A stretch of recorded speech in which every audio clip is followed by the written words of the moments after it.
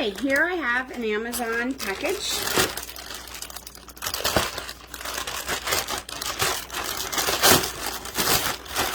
And inside is a very destroyed box. But it is a core slicer peel. The box kind of fell apart. Let's see here. It has instructions.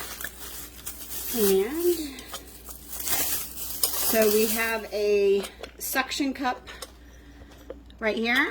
It's supposed to suction cup down to the countertop. And this is a metal frame here, and then you stick the apple on here and rotate it here.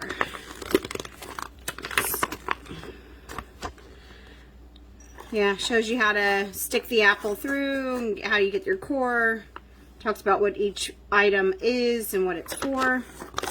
So we got this in hopes of making it easier to cut and core our apples. My son likes to eat apples every day, so yeah. This little knob here helps with the suction. So you place it on the counter and pull that down, and that's supposed to pull the suction onto the countertop.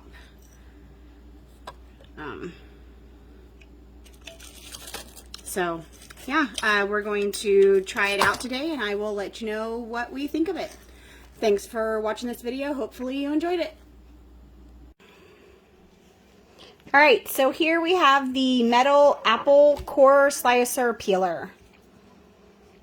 So, first thing you do when you get this thing out, you take a look at the instructions, and it gives a schematic and identifies all the components of the machine. First thing you have to do is you'll have to attach this handle. It doesn't come attached, it came in a little plastic bag. And it's basically just, there's a screw that goes through the plastic handle and it screws onto here. Pretty simple. The components, this is your disengage lever here. Basically what it does is it disengages the cam from the actual corkscrew and allows you to pull the shaft all the way out. This here is the coring and slicing blade. This is the peeling blade. And then, of course, these are the prongs that you attach the apple with. Hang on. Go. So, one thing I did want to mention, this corkscrew here, these edges are actually quite sharp. I grabbed a hold of it when I first got it out of the package and not realizing how sharp it was, and I slightly cut my finger. It's not bad, but it will cut you, so be careful and cognizant of that. Also, this blade here is pretty sharp, and this blade is sharp. The peeling blade is fairly sharp, and the prongs obviously are sharp. You can adjust this thing. A couple adjustments you want to make if you come and look at the end here. You want to make sure that this is centered in the center of the coring blade when you first set it up, so that it will core the apple cleanly and centered. And to do that, you basically loosen up this wing nut, and then you can adjust this blade back and forth until, if you look here, until the prongs sit directly in the center of the circle. And then you tighten this back up by holding this. The other adjustment you can make is to the peeler here. There's a screw over here on this side of it, and you can see it here. If you screw this screw in, it extends the screw out and it pushes the peeler away from the corkscrew so that you can put a larger diameter apple on here. If you screw it in or screw it out, back it off, then this moves closer. This peeler moves closer to the corkscrew for a smaller diameter apple. This, I've got it backed put all the way in, which pushes it as far away from here as it can be. This is a Cosmic Crisp apple. It's a fairly good size apple, but there are apples that are considerably larger than this, especially your large Honeycrisp apples. This is about the largest apple this machine will handle in terms of peeling. So the first thing you do is push this lever in, and you back the corkscrew all the way out, and then you push your apple stem first onto the prongs, like so. And if you look here, I'll bring this forward, you can see that even all the way backed out, this peeler is not as far away as it could be from the apple. So I will, when I peel this, it'll actually cut some flesh here. So this is not that big of an apple, but it's about the largest this can handle. If you want to simply core and slice the apple without peeling it, you pull this all the way back. There's this little lever here. You flip it up and it holds the peeler away from the apple. Now I can core and slice the apple without peeling it, and it'll fit through here just fine. If you have a larger apple and you still want to peel it, my only suggestion is you're going to have to figure out some way to push this out further. Maybe put a spacer in underneath the screw here, or maybe find a longer screw that you can put in here that will push this out even further. That's what I would recommend doing, is just find a similar screw, same thread and size, but make it a longer screw, and that'll push this out further.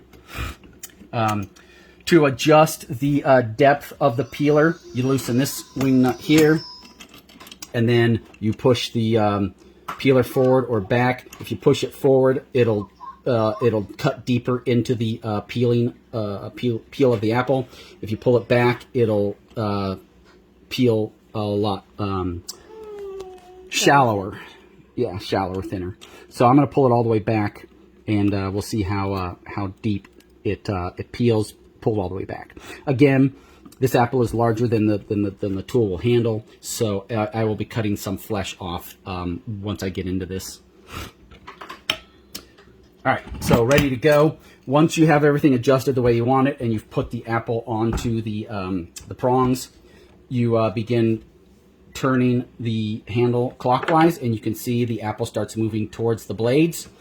This machine will core, slice, and peel, or you can peel only. If you want to only peel, then you loosen up this wing nut here, and you rotate this blade all the way down and out of the way.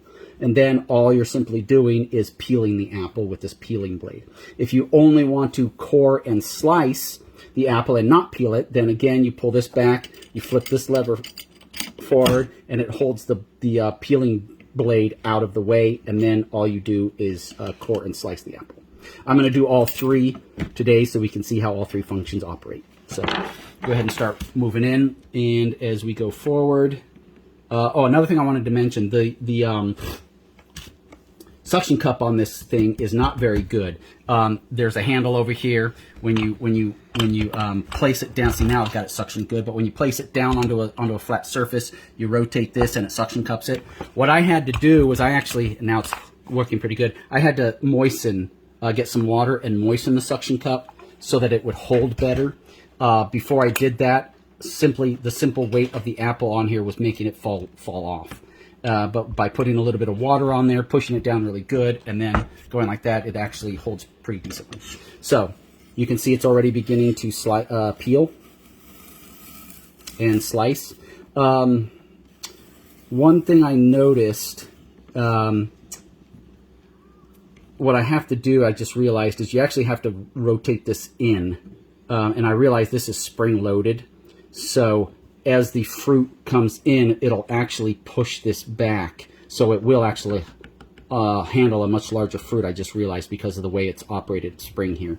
So what you actually have to do is you have to adjust this forward to the point where you want it to begin peeling, which is clear up here. So I actually have to adjust this forward so that the entire apple will get peeled. So let me do that real quick. Okay, so what I actually did, I realized because this is spring-loaded, I backed the screw off some more, and so now the peeling blade is right at the beginning of the smallest or narrowest part of the apple. As the apple comes through, the peeler will peel beginning all the way into here, and as the larger, thicker diameter part of the apple comes through, this peeler will actually push back as the apple comes through. So it will actually handle a pretty large diameter apple based on where I had it when this was all the way pushed in. So let's get going again. And so here you can see it's beginning to peel as it goes through, and you can see where it's pushing the peeler back like I said it would. And so you can see it's missing some peeling here.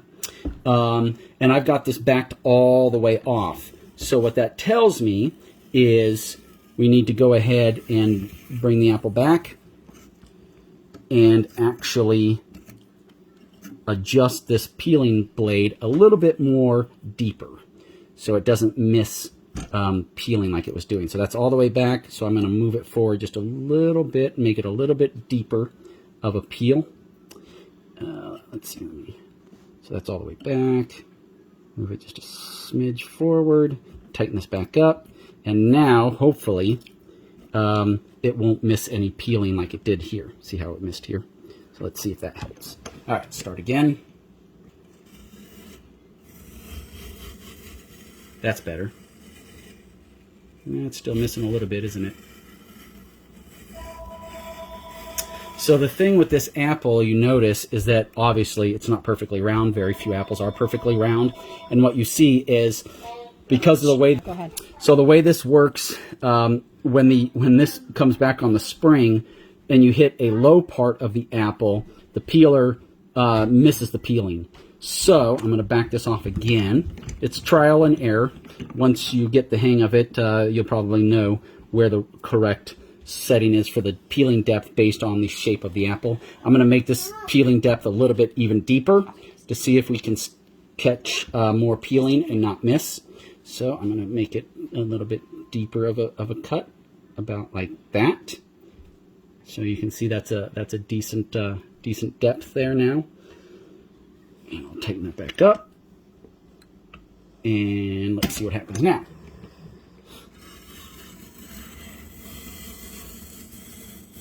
See, I'm actually cutting some flesh now. Yeah, it's actually cutting pretty deep. You can see the peel is actually getting flesh cut with it. So it's probably deeper than it should be, but I'm not going to mess with it anymore. I just want to see how well this thing performs, so I'll just continue going. And we are entering the core and slicer part now. Doesn't take much strength. I'm not turning this. I'm putting my hand on here just to make sure that this suction cup doesn't pop loose while I'm doing this. I think that's a good idea to kind of hold it down. But it doesn't require very much force for this thing to operate. I'm not turning this very difficultly. It's pretty easy, and it's cutting it quite well. And so there, it is completely sliced, cored, and peeled. And so now, you move the peeling out of the way, pull your lever, push it all the way through, pop your apple off, and then you can bring this back and load another apple in there. And now, if we look at this, it should be cored, and it is. Pull the core out, and you've got a corkscrew apple. It's kind of cool. Peeled and cored, and it just fell apart, but that's all right. So, apple rings. I guess maybe if you were making a ham, or cinnamon apples, you could make cinnamon apple pie rings or apple pie. You could also take these rings and potentially put them on like a ham and use it as a base if you use apple juice to baste your ham and bake your ham and put this on the outside. So there you go. I think it works pretty good. A little bit of trial and error on the depth of the peeler, but other than that, I think it's a great product. Thanks for watching. Hopefully you enjoyed this video.